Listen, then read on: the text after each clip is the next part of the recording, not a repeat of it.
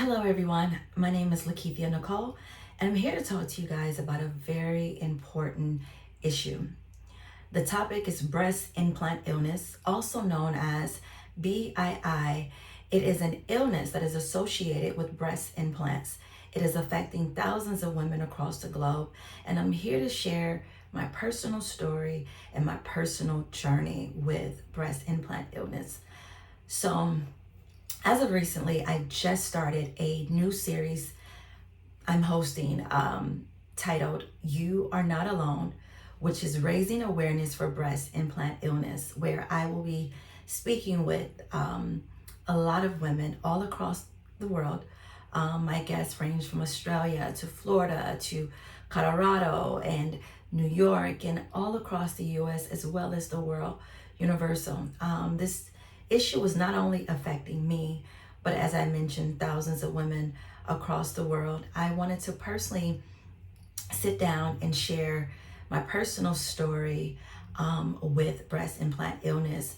The reason I titled the new series that I'm working for my talk show, Lakeithia Nicole Talk, I titled it You Are Not Alone because so many women are suffering in silence, as I was and as I have been for the last 3.5 years, going on 4 years this coming August, suffering from this illness, breast implant illness. I have a list of notes. Again, I want to raise awareness.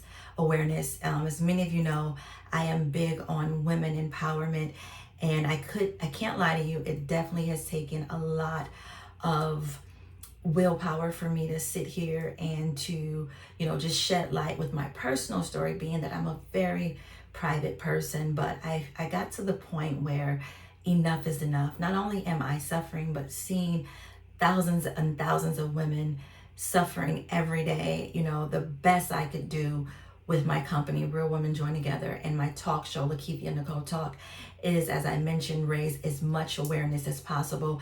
And even if that means opening up and being completely open and bare, naked and transparent to share my own story, that's what I would have to do.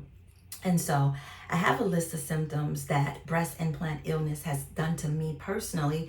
I'm going to tell you guys the ins and outs of my personal story, when I got, breast implants, the reason I got breast implants, and where I currently am on my journey with breast implant illness. So we're going to go straight to the beginning, take you guys straight to the top of August of 2018, which is when I decided to get my breast implants.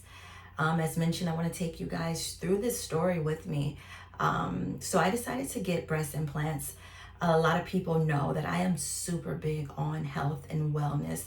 I am just super big on taking care of myself. I am vegan. I was actually plant-based even back in 2018. I had been plant-based for a bit over a year at that point. And I decided to get the breast implants because as amazing as being a vegan is for your body, for your mind, for your spirit, it's something I don't regret. I love being plant-based. It's the best thing that has happened to me. However, it does have its pros and cons. And the thing that happened to me 1 year in, I love that I'm naturally, also I have to tell you guys, I'm naturally a very tiny woman, naturally. Very, very small, but I did lose a few inches even with this plant-based vegan diet. Vegan lifestyle for me as of now. I lost a few inches, but what also happened was I lost a lot of my fatty tissue, my collagen. And as you know, many women know that your breasts are just fatty tissue, just fat, And so as I lost and shed a few inches in the rest of my body, I lost all of the fat that was in my breast. And unfortunately, I didn't like the look of that. It just really brought my breast size down. I'm naturally a D cup as a woman, and depending on my weight, it fluctuates. I can be a double D. And so all of the fatty tissue just kind of went down, and I didn't like the effects of when your body fluctuates. As many women, I fluctuate, a few pounds normally without the implants, maybe 4 pounds at the most. And when I lose the weight, unfortunately, the fatty tissue also goes down, and it also goes down, as I mentioned, just from being plant-based. You just don't have that much fat all over your body. Fast forward, I decided, you know what, I'm gonna get the implants. I went to talk to the doctor, and I weighed my options. We opted for a lift and breast augmentation. The reason for the breast augmentation, I decided upon that was because even if my body fluctuated up and down as it usually does, the good thing is that I would not lose the fatty tissue. I wouldn't lose the collagen, because the implants would keep my breast in place and keep me at a size that I was comfortable as, and I would be happy with that. And so met the doctor, set up the appointment. And I have to tell you guys this too, because I think this is very important for women to know if you're considering breast implants. But for me, I've been healthy my entire life. I'm very happy with my health. I've never taken any medication, never had any illnesses. So I'm very, very, very healthy my entire life. And so before getting my implants, you have to go through testings. So right before my implants, I went through personal physical. This was just not because of the implants, but it was just time for an actual physical, and then just check on your health. And so for me, I was very happy with the results. This was, like I said, a little over a year as being vegan, and all of my numbers were immaculate. I was very impressed and very happy to see everything just great. And then you do this test to check you for just a number of illnesses, a number of things, to see if you can get approved to get your implants. Mine went properly well. It went well. And so my doctors called me back and they said, Lakeithia, we have good news for you. You can go ahead and get the implants, which was the worst thing that ever happened to me. A lot of women don't regret them, but I personally do. I'm going to take you guys into why. But anyway, so I set up the appointment for the implants. I remember literally August of 2018, I felt so good. I literally was extremely nervous the night before surgery, as anyone else would be. But then, going to surgery, I was super excited to get the surgery. I remember just feeling very vibrant. It was like 4 o'clock in the morning. I got to the office, the medical office, around 6 a.m. My doctor and I, he made sure I was comfortable at that point. He was very, very just good with me during the surgery when I was aware and woke. The unfortunate thing was, immediately after waking up from surgery, I did not feel like myself. I didn't know if that was an issue, because you have to realize that I understood that I had just went through surgery. The nurse came in and she told me everything went well. You had a great operation. Everything went well.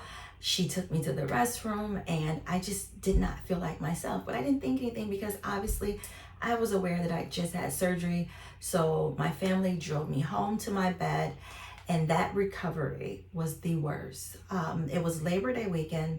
I recall reaching out to my doctors, like, I don't feel well. I remember getting up and just still not feeling like myself. And then I started to watch videos to see if anyone else had the same symptoms. I did see where some women did have a similar symptoms in some magnitude. One of the things I had was like, it felt as if an elephant was on my chest. It felt terrible. It was just weighing on me. It was very, very heavy. I hated it. And then it felt like I couldn't breathe, and like I couldn't get excited. My energy had to stay very mellow. I could barely walk, after surgery. The Labor Day weekend, I remember calling my doctors and telling them what I was suffering with. I could not get in contact with anyone. This is where my story is probably different from other women, because then my doctor became very absent. I had surgery with Dr. Sean Unai. He is of beautiful self. Again, his name is Dr. Sean Unai. He is a Beverly Hills certified plastic surgeon. So I did not go to just anyone. I opted for the saline breast implants, and that's another thing that is extremely important, that women know and understand, that breast implant illness does not discriminate between saline and silicone implants. Both of them, either or, you can still get breast implant illness. And I'm not saying that every woman does get it, but yes, you can get it from saline implants. Back to the story with the doctor. And so he was very absent. Finally, after a few days, I got in contact with his office, and his secretary told me, she said, well, you're a very tiny girl, and a lot of the symptoms you're probably dealing with is because it was a lot for you, and you're very tiny, but everything is normal, is what they kept telling me. Everything is normal. Maybe 2 weeks after, a week and a half after, I was rushed to the emergency room. I was having just like the breathing problems. I felt very fatigued. I felt just not strong, and just not like I was in my own body. I go to the emergency, and they had to give me potassium, and they ran a ton of tests, and my potassium was extremely low. And so they released me. And then I called the doctor and told them, and they said everything was normal. To move my story along, so for the next few months, that was what my situation was. But here's a few important details I want you guys to know. For me, I'm a very active, as I mentioned, a healthy woman, but I'm also very active. I work out. I was working out 6 days a week.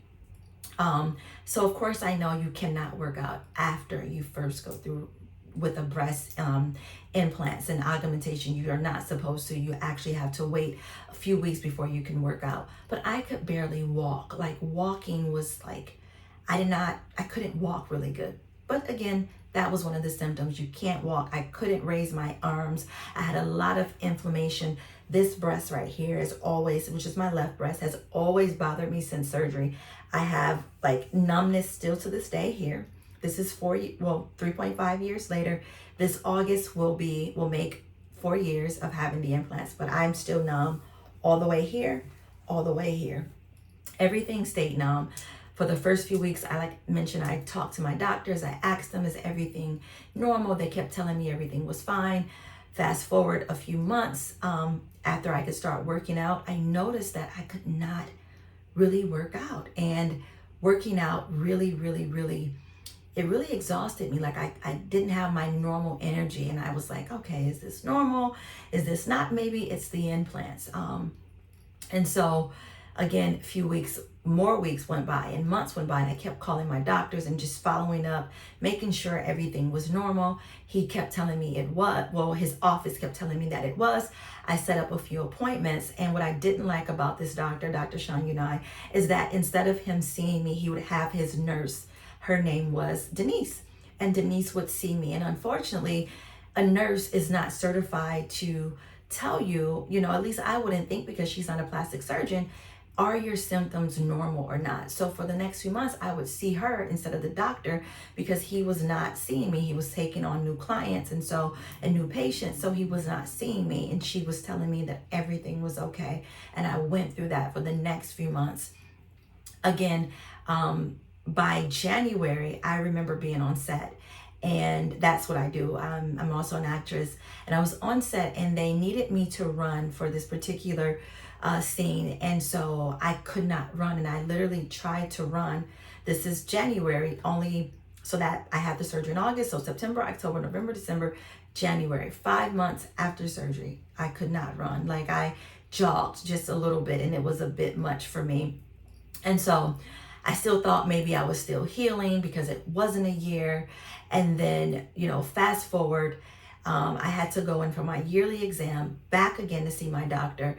And in July, I went to see my general practitioner. She did my physical, she did my breast exam, and she felt around in this area, and she said, your left breast does not feel, this was 2019 actually, guys, I need you to follow this story. So this is July 2019. She said, your left breast does not feel, normal. It doesn't feel right. I think you should go and get it checked out. She said, she made it clear to me that she was not a plastic surgeon, but it did not feel normal. And she also had one of the nurses come to feel as well, just for a second opinion, to say that you need to schedule an appointment to see your plastic surgeon. So I scheduled an appointment to see the plastic surgeon, which was my last visit that I had to see him for that time. So this was 2019.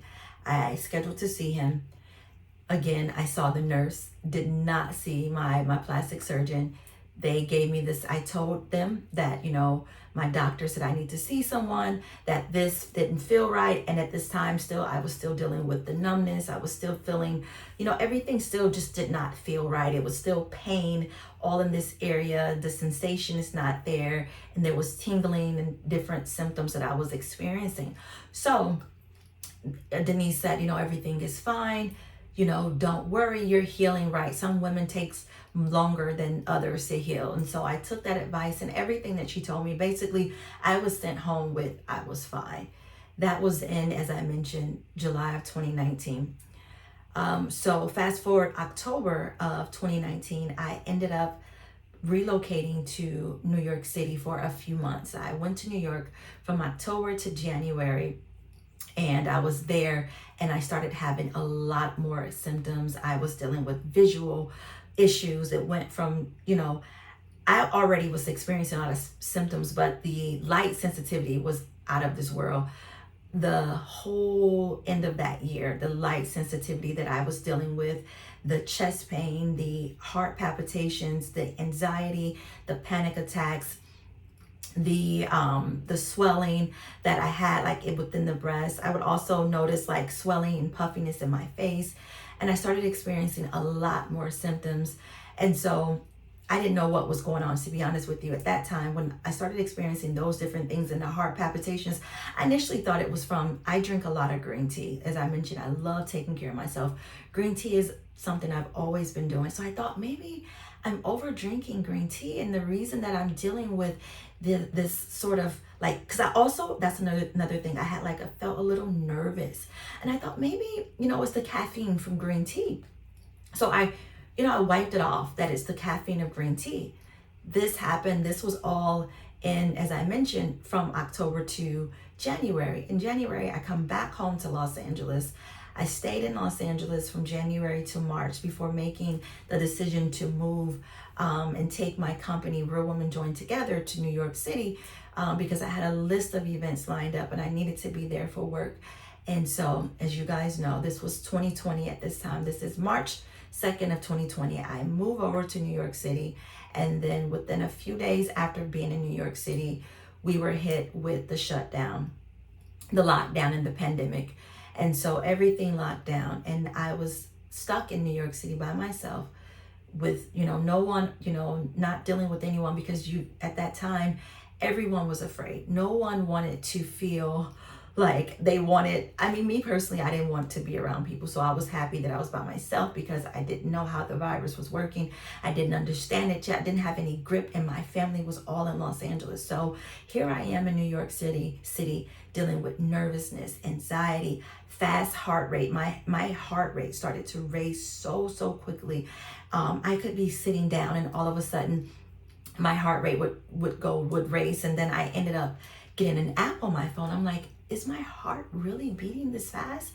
And come to find out, it was beating just as fast as I thought it was beating. I remember getting an app. I downloaded an app on my phone which tracked my heart rate, and I was literally waking up with fast heart rate at 140 in the middle of the night, panic attacks, sweating. It felt like thyroid issues. I, at that point, had lost even more weight. So the first thing it did was it hit me with weight loss. The weight loss was, I looked sick. I looked very sick around April of 2020. I looked as if I was anorexic. I just have to be 100% transparent. And when that happened, I not only looked anorexic, I had, before I came to New York, I had stocked up on a ton of vitamins. So I was taking a lot of vitamins, yet my body still felt depleted. I felt weak. I felt fatigued. Like I said, nervous, anxious all the time. Joint pains, the joint pains was insane. And the hair loss, I was losing a ton of hair. My hair was just falling out. And mind you, this is a pandemic. My eyes were affecting me so bad. I could not read on my cell phone. I would literally get like double vision, blurry vision, the light sensitivity, and I had to wear shades all the time. That was another thing. I needed to protect my vision. And so I had to wear shades, and I couldn't go to a doctor. I was in New York City and the pandemic was happening. So fast forward to August of 2020, I reached out to my doctors. I just told them everything I was dealing with. I said, I gotta let them know I cannot deal with this anymore. I'm sick and it's killing me. I'm losing hair. I'm numb. I'm having tingling down my arms.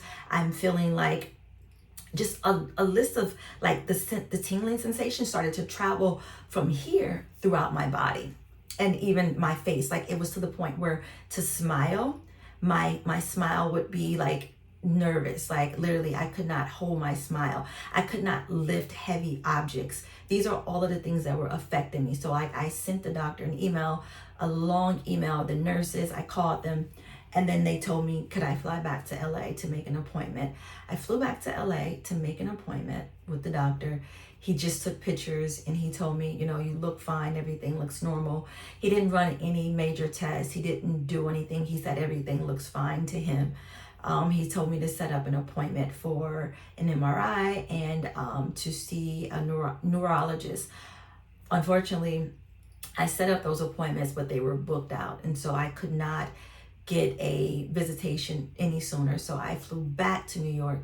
And when I flew back to New York, I ended up emailing him because I was still having these symptoms, and I'm telling him that I'm dealing with numerous symptoms. I want to tell you guys the symptoms that I begin to deal with on a daily. As I mentioned, I have my notes, and right now my eyes are affected. I will let you guys know just because of the light. So if I'm squinting, it's because of that.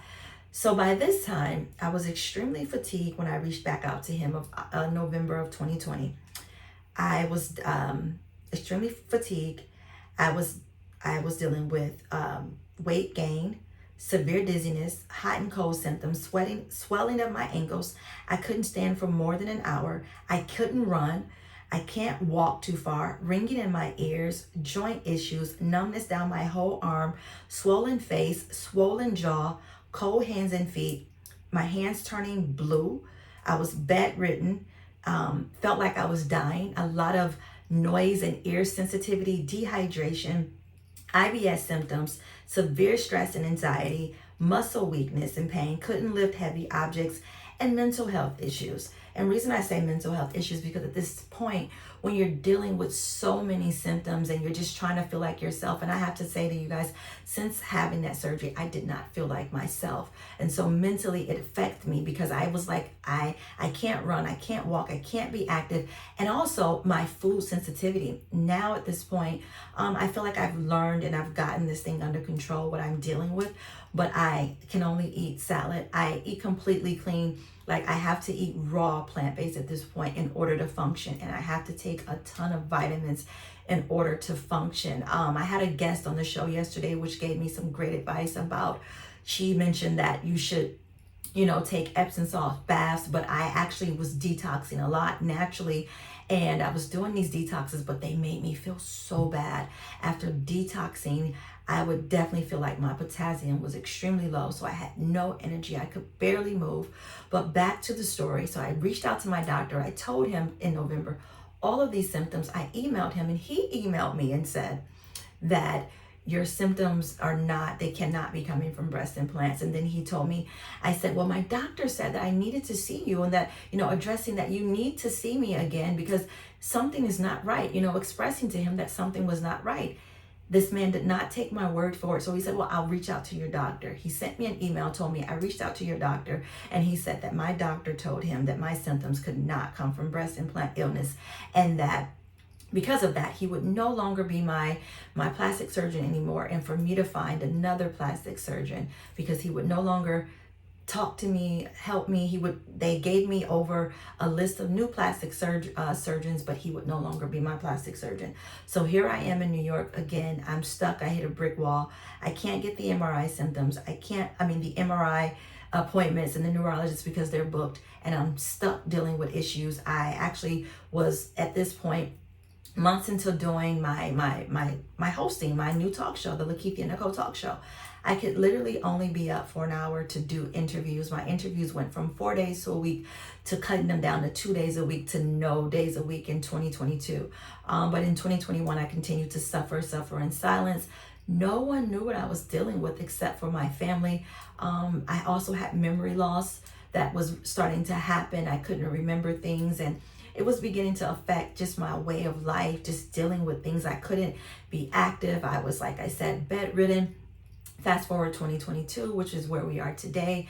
I'm recently looking for an explant doctor because after doing constant research on my own, I discovered that breast implant illness is real and that I was actually suffering from an illness that is associated with breast implant illness that they do not tell you about when you get your surgery. Doctors do not inform you that all of these symptoms can actually happen to you.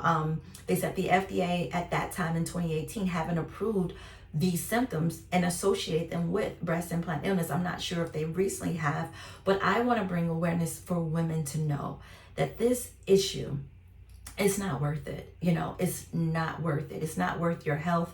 Health is wealth. When I tell you that it has affected my whole well-being, my whole outlook and perspective on life, the only thing that I can tell you that I feel that it did for me was it made me stronger, because I have to push through the sickness, push through the suffering, push through the fatigue and of the feeling of not wanting to get up. And I recently started back working out, pushing myself to work out. Now, when I say working out, I cannot lift weights. I can only walk. And so currently I'm walking 3 miles a day, because if I do not do this, my body I will be bedridden, and I refuse to be bedridden because I have purpose and I have things to do, and I cannot lay in a bed all day long and not get my work done. And so for months, I continued to do my interviews. I just relocated back from New York City to Los Angeles, where I'm raising awareness with my new series, You Are Not Alone. And I'm dedicating, this time and these months to, like I said, shed light and bring awareness. I probably can't get into every single thing that, this illness has done to me, but I just wanted to hit the basics. I'm not saying and not telling you not to do it, but me personally, it was not the best choice for me. I don't even look like myself right now. I have extreme weight gain. I went from the weight loss in 2020 to the weight gain to where now, if I even look at any food, more than a salad, I feel as if I pick up and I maintain the inflammation, and I maintain the water weight, and I maintain extra pounds. I'm literally right now 25 pounds over my regular weight. And I do not like it. I don't like the way it feels. My ankles are swollen. I can't stand long. The extra weight, it does not feel good for me to carry it around. But I would say that advice I would give anyone that is suffering, as my guest did on the show yesterday, is to stay active. Try your best. For me now, I get up at 5:30 in the morning, and I dedicate my mornings to 3 miles on the track. I have to do it in order to get my job done. I am a talk show host, and I have several other things that I try to get done in a day. At first I couldn't, but now I'm pushing myself, and I'm like, I gotta get my work done. This series I have to complete. I have to, empower other women so that they don't go down the same path that I went down. It's not, like I said, I can't stress it enough that it's not worth it. The way that it affects you, like even with my heart rate, that's one of the symptoms that is debilitating for me. My heart rate will raise at 40 minutes per beat when I'm just literally sitting down, and that's insane. I can't run on the track. I can only walk. If I attempt to running, if I start jogging, my heart rate goes up to 160.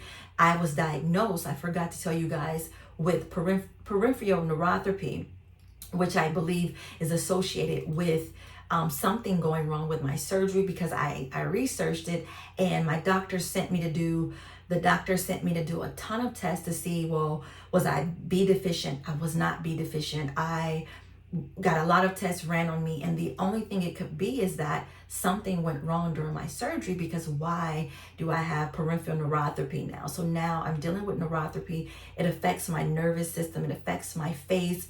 My eyes are affected. When I smile, my smile is not the same vibrant smile. The muscles in my face are extremely weak. My hands can get really weak. I can't hold like really, really extremely heavy objects.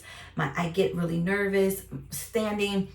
My legs can be a bit shaky, so I have to really just try to strengthen them through walking. One of the things that helps with neuropathy is walking and staying active, and you have to eat clean. So my diet is super, super clean.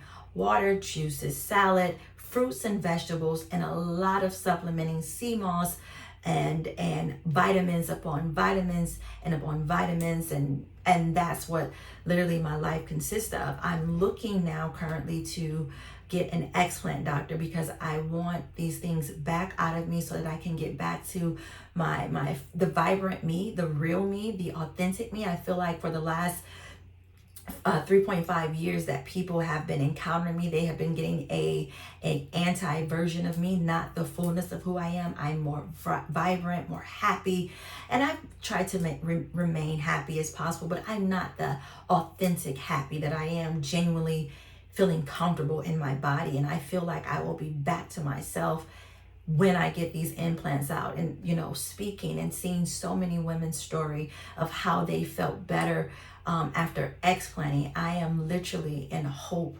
that after my explant that I will be back to the normal me and ready to just take on the world and just do the normal things that I used to do in life, like just the simple basic things. I love just the simple life, like running and jogging and being able to enjoy your company and your family and your friends without having to hide and not being able to see everyone because you don't feel like yourself. And me, I can't step outside without shades on, and I have to wear glasses in my house because my eyes are so sensitive to lights, and so many things are affected. I just want to get back to who I am, the real me.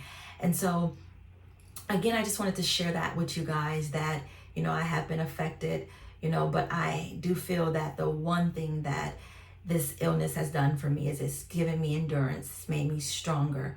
And I feel like I can take on the world now. I feel so much more stronger. And I was always a strong woman, but I'm even more strong and tenacious.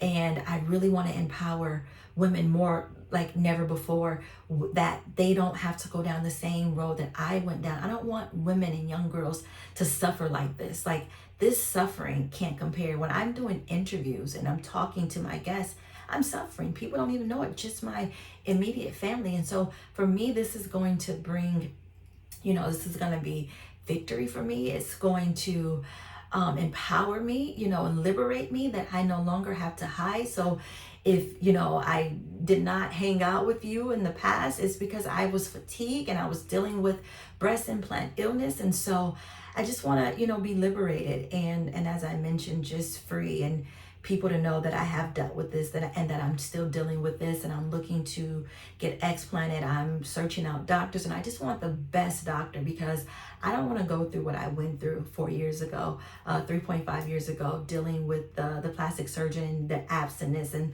them not the neglect and the negligence of them, catering to me as a customer, a client, that I'm sick, and not making sure that everything was well, and not the doctor following up and him not seeing me and giving me the information that I needed, and not just getting the resources, not knowing that, something could be wrong. If had I known that something was wrong, I wouldn't have put it on all of these different issues that were never wrong. Whenever I went to do my tests, things were fine.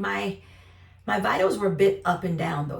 My vitals were not as clean as they used to be in the past. The vitals did show a few things, but my doctors didn't alarm them. But the parental neuropathy definitely was alarming for me, and I knew that something was not right. And then as I constantly researched, I began to know that things were not right. And so I'm gonna wrap up this video.